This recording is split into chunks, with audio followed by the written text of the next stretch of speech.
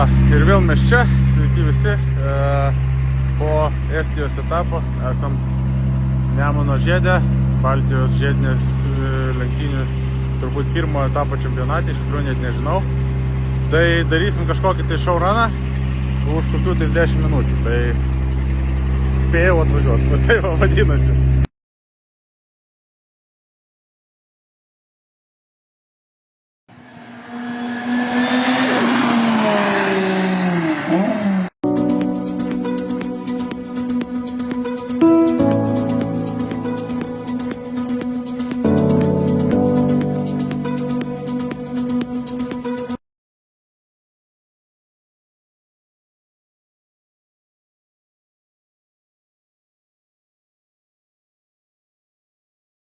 Nu va, oras visiškai subjūro, mes padarėm kažkokią tai showruną, mašiną paliekam Nemuno žiede, bet irgi tas įdomus showrunas, kai Nemuno žiedas uždraudęs visą driftą yra ir šonu važiuoti čia negalima, tai toks showrunas, sakė tiesiai važiuok.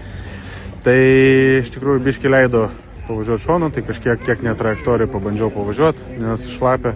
Ir ant šlapio biškį šonų pavažiavau. Tai bet kadangi kačerginė yra uždraudus mums drifteriams čia šonų važiuoti, tai ir tas showrunas toks labai apie nieką.